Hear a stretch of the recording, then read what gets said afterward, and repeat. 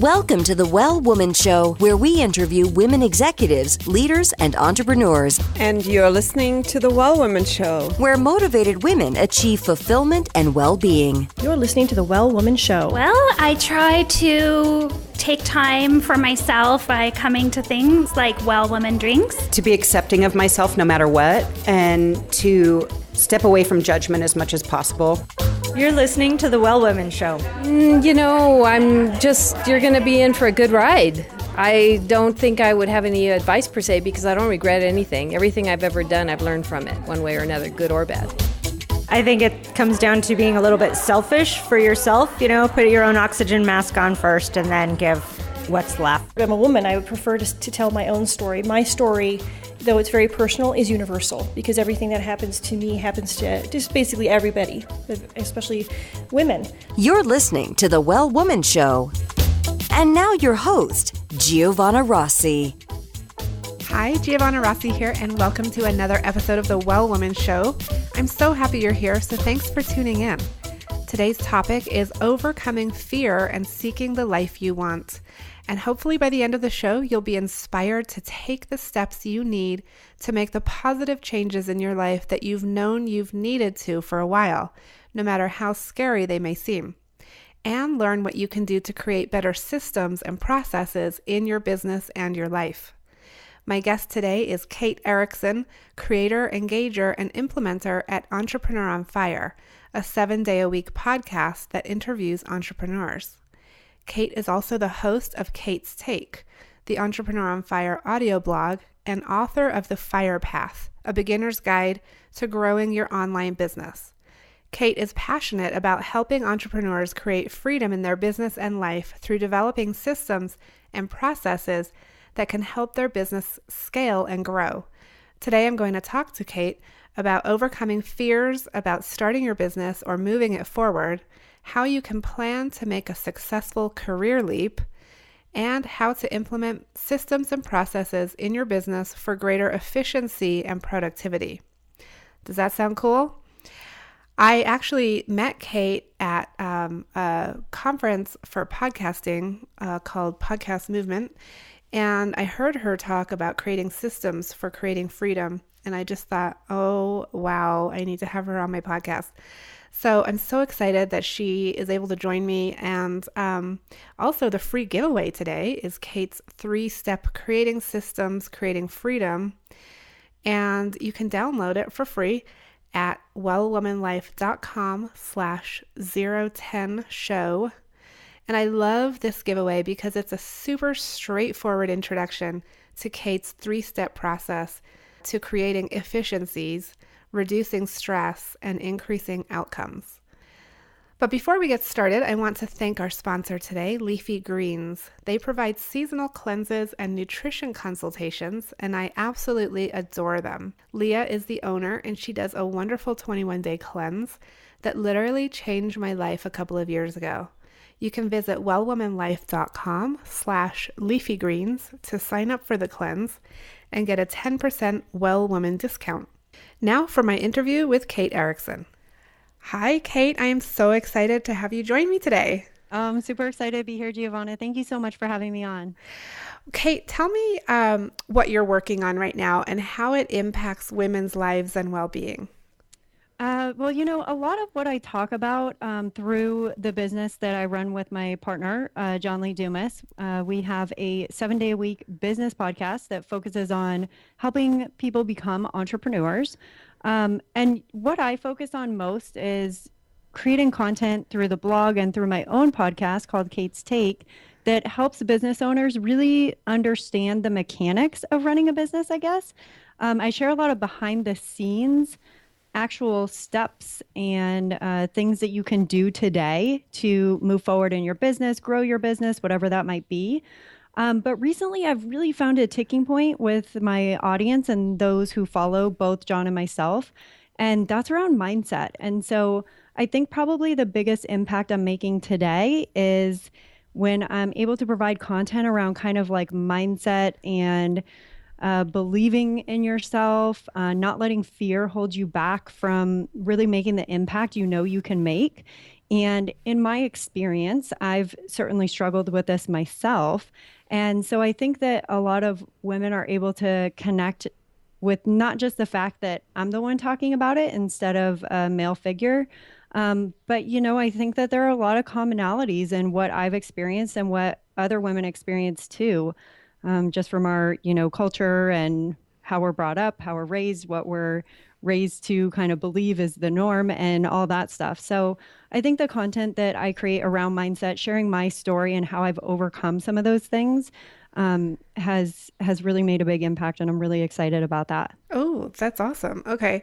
Because I know you also do a lot of work on systems, and we'll talk about that in a little bit. But Yes. just to continue your the point about mindset, can you tell us your story? Like, my question was going to be, describe a time in your life when you didn't put yourself first, when you weren't taking care of yourself the way you probably know you need to now. And that has a lot to do with mindset.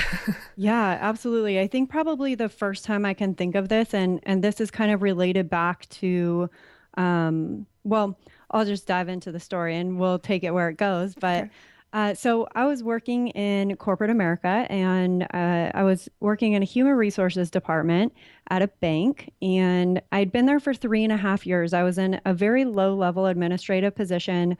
I had never gotten a promotion or given many additional responsibilities. And when I was given additional responsibilities, it wasn't along with like some type of raise or something like that. So looking back, I was in very much a position of just kind of like rolling with that and accepting it.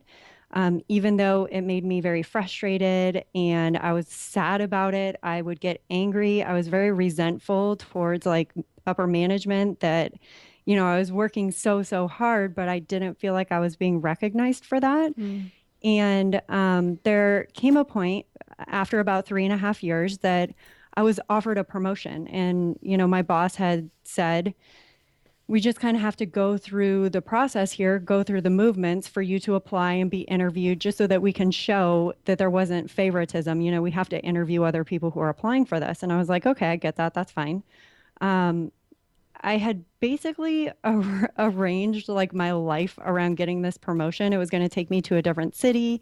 And I was really excited about that. I almost viewed this as like the next step in my life and my career. Like I was finally getting this opportunity to use my skills the way that I knew I could. And to me, the recognition and the title and the raise was really important to me. I really valued that. And so the time came when I thought I was getting a call to get my offer letter and, be promoted. And instead,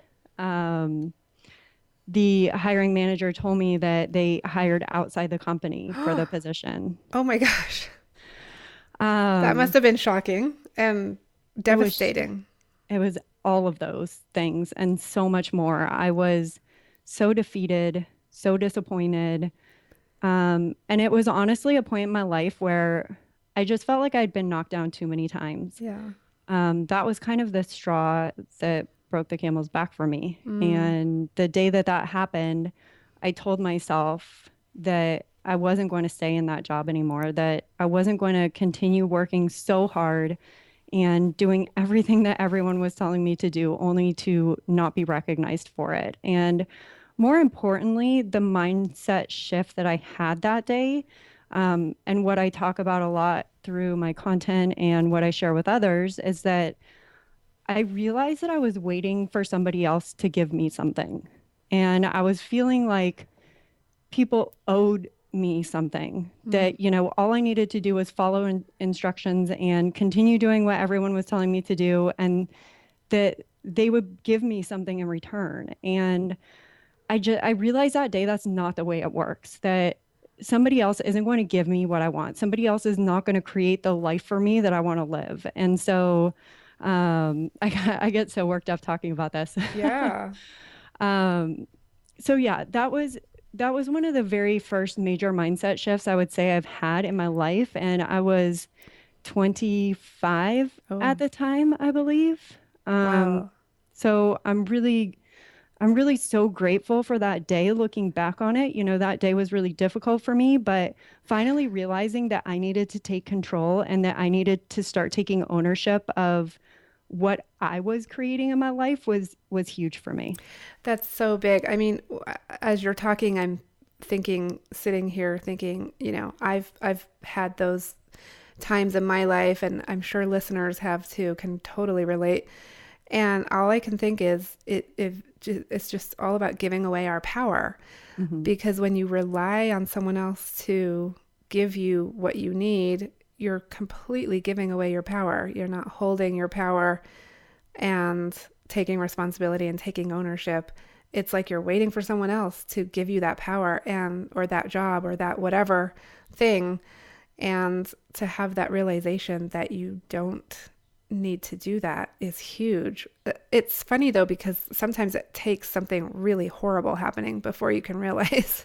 Yeah. And I hear that a lot. I really think that as powerful as hearing some of these stories can be, and as powerful as like what you just said, Giovanna, is, I really think that to make a lasting change, you almost need to experience that like jolt or that, smack in the face or whatever you want to call it. That's certainly been the case for me. I can point to the mindset shifts that I've had in my life and how I've gotten myself to where I am today. And every single one of them stems back to something like that. And I think, unfortunately, a lot of the times and this is what I told myself too, I would listen to other people's stories and I think, I don't really have a story to tell. Like, I was brought up really well. My parents were amazing. I had a ton of support in my family. I didn't go through like any of these tragic situations that I would hear people talk about. But it doesn't have to be tragic in that sense. Like for me, not getting that promotion, that was kind of tragic for me because I had built up all this hope and I was desperate for that. Right. And so I think that if we take a step back and really recognize that it doesn't have to, like, even if we don't feel like we have a story to tell or those moments to point to, we do. We just need to give ourselves space to find them. We do. We all have those stories and it's all relative, right? So that was a huge deal to you. Whereas someone else's story is about, growing up on the streets and like getting into drugs or whatever. And that's a huge deal for them. But, and yeah, I love that you're pointing that out, that we all have a story to tell and it's about finding that story and telling it. I just heard Brian Smith from the UGG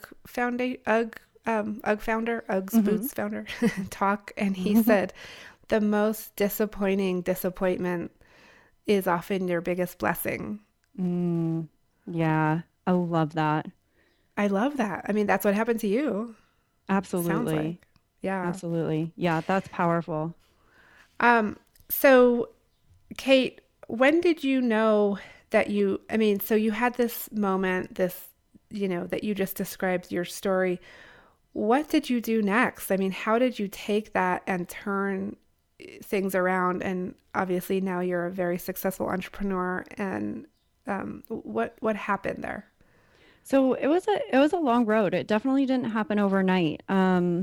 Luckily I had that experience and I did decide that day, I'm done. I'm not going to stay here and wait for someone else to give me what I want to see in my life.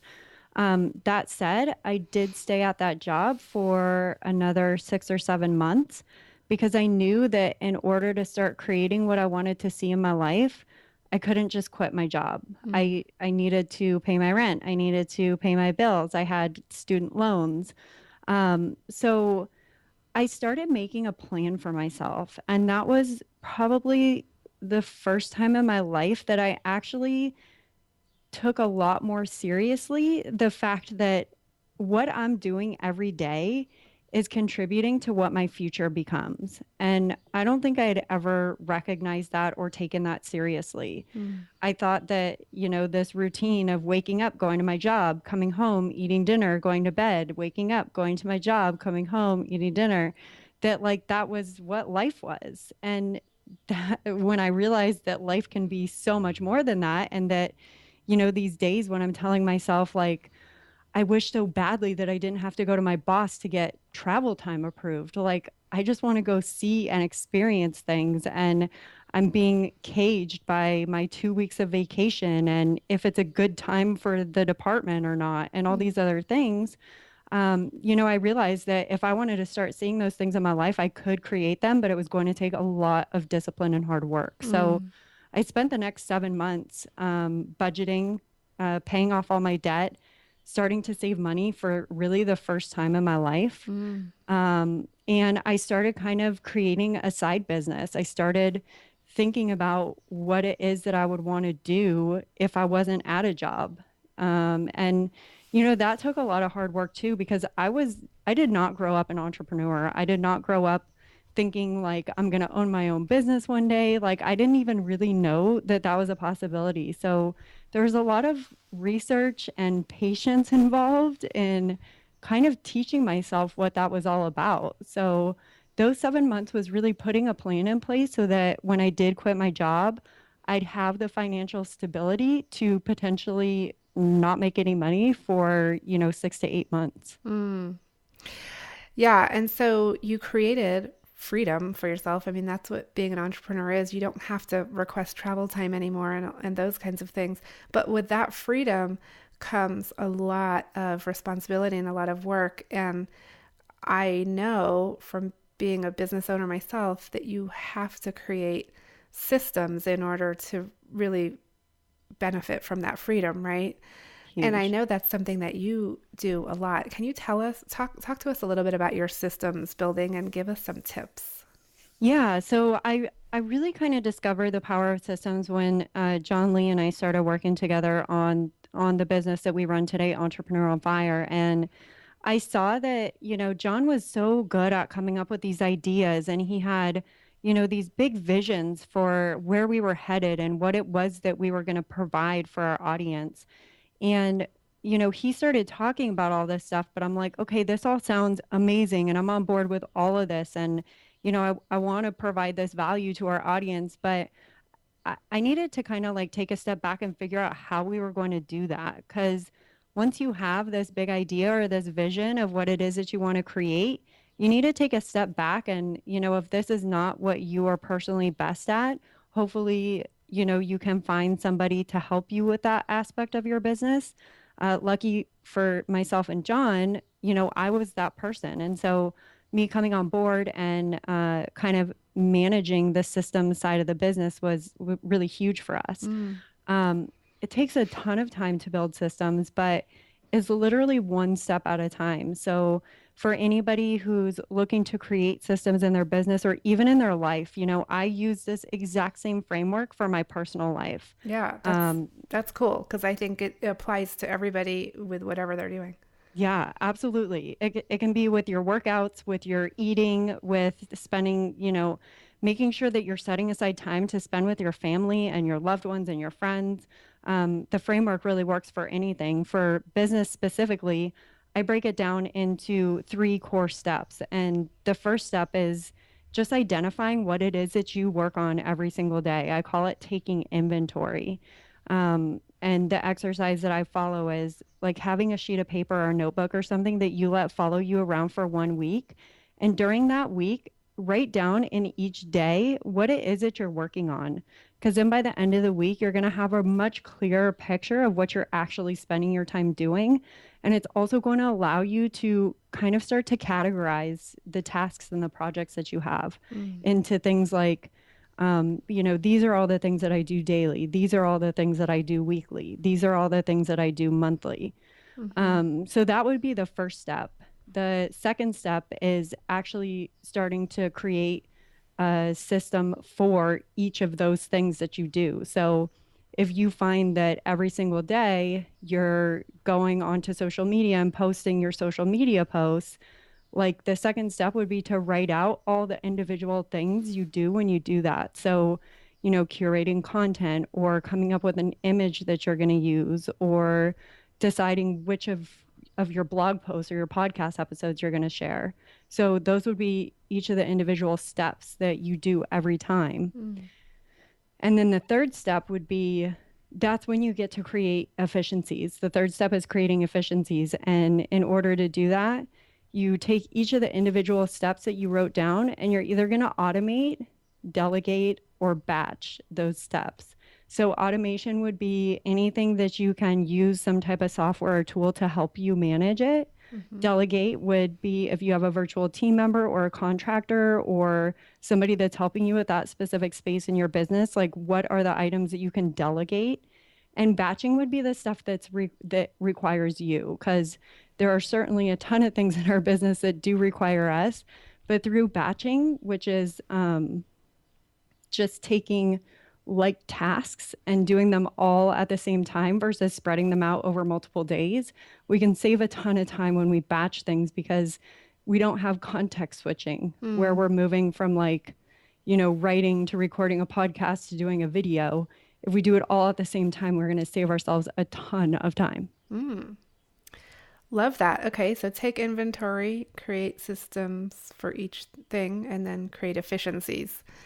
And I know you presented this at a conference I was at last year, and so I am going to share that. That I think you said I could share that presentation with the listeners. So I'm gonna. I'll do that. Absolutely. Cool. That's fantastic.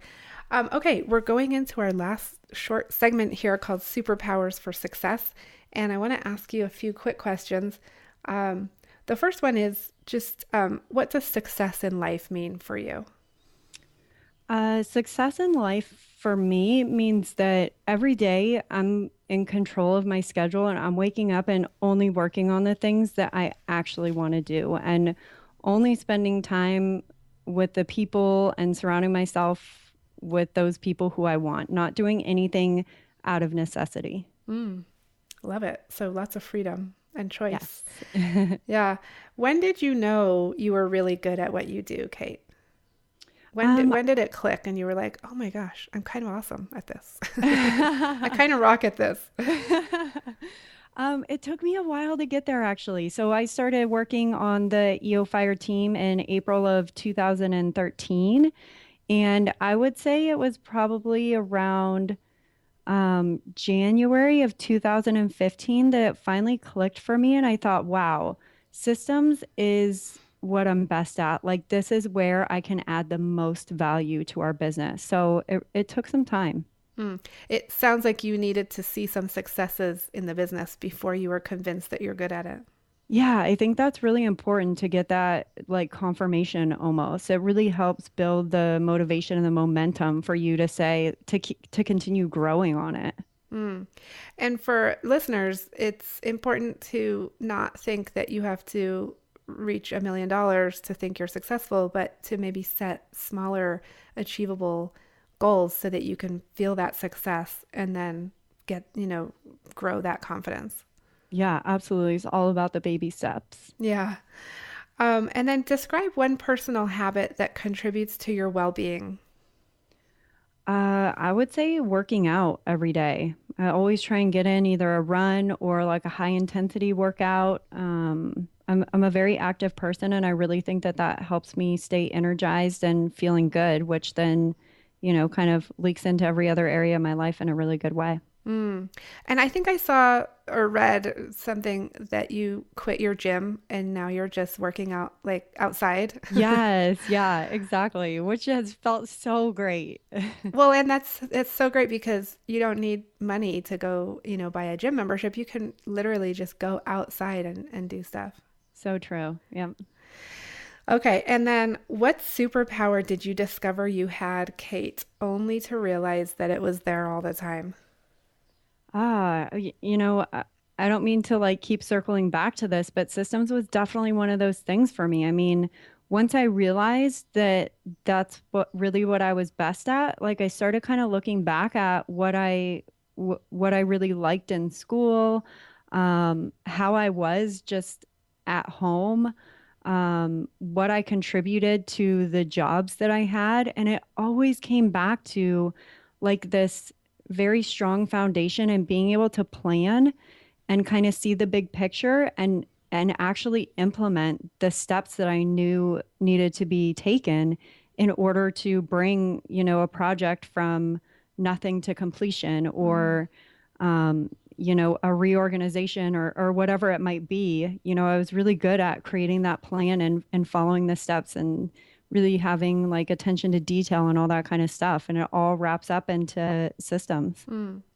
Okay. And how do you handle being derailed? Like everything is going along, you've got your systems, you're this awesome entrepreneur, but something happens either personally or professionally, and it just is like a punch in the stomach. How do you get back up from that kind of thing? Yeah, that's really tough. And it's something that we're all going to experience at one point or another, hopefully not too often. But, I believe in following your gut. And there have been times when I've been knocked down and it's maybe taken me out of the game for a day. There have been times when I've been knocked down and 5 minutes later, I'm back up and I'm ready to go. So, depending on the situation, if you feel it's really something that mentally and physically and emotionally that you really do need to take a extended step back, maybe for a day or so, I would take that time because sometimes that's what we need is to take a step back. But in the case that, it's something that really hurts you, but not so much that you feel like you're taken out of the game for it, and really in either situation, I think it's really important to go back to why it is that you're doing what you're doing. And for me, like when I get knocked down and I get frustrated by something, or I've been working really, really hard on something only to find out that it's just not going to work, I'm not going to let that sunk cost bias, thinking like, oh, I've put all this time into it, so I have to finish it, or it has to be a success. Like I've learned to let go of that because all I'm going to do is waste more time thinking that way. Yeah. And if we can get ourselves back on track, working on things that are going to move us forward and that are going to make an impact, then I think that's a great place to keep your mind, because when you remember why you're doing what you're doing, you're not going to want to be out of the game for a day.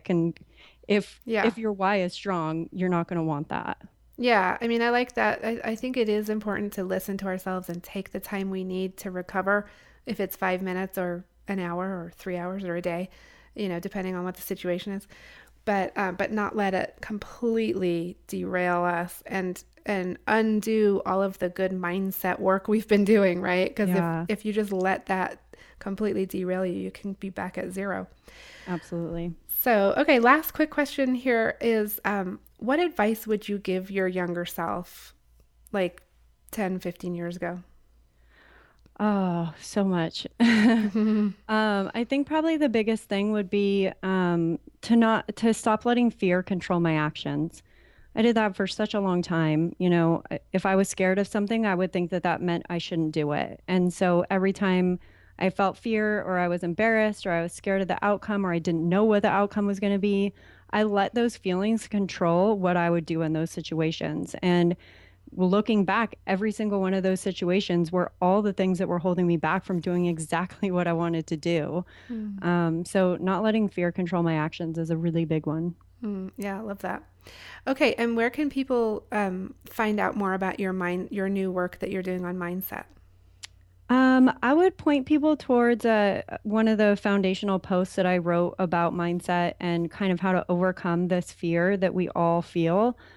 Is just over at eofire.com/mindset. Okay. And that will lead you to the blog where you can do searches for other content there. Okay, great. And we'll link to it also in our show notes and everything. So awesome. Thank you so much, Kate, for being on the show today. Oh, you're so welcome. Thank you, Giovanna. I really enjoyed chatting with you. That's it for our show today. I've been speaking with Kate Erickson, creator, engager, and implementer at Entrepreneur on Fire, host of Kate's Take, the Entrepreneur on Fire audio blog, and author of The Fire Path, A Beginner's Guide to Growing Your Online Business. I spoke to Kate about overcoming fears about starting your business or moving it forward, how you can plan to make a successful career leap, and how to implement systems and processes in your business for greater efficiency and productivity. You can get Kate's 3-step Creating Systems, Creating Freedom. It's a free PDF. You can get it at wellwomanlife.com/010show. Our monthly live event, Well Woman Drinks, brings women together to share our successes and challenges as women leaders, moms, aunts, sisters, and all the other roles we carry. If you'd like to attend a Well Woman Drinks near you, or if there isn't one in your city yet and you'd like to apply to start one, email me at info@wellwomanlife.com. If you enjoyed the show, please take a moment and subscribe to the show in iTunes and leave a review. This helps raise visibility, which is super helpful when it comes to producing the show every week. You can also continue the conversation in the Well Woman Life community group at facebook.com/groups/wellwomanlifecommunity. For feedback, comments, or just to let me know you were listening today, find me on Facebook, Twitter, and Instagram at Well Woman Life. I'm Giovanna Rossi for The Well Woman Show. Until next time, have a super powerful week.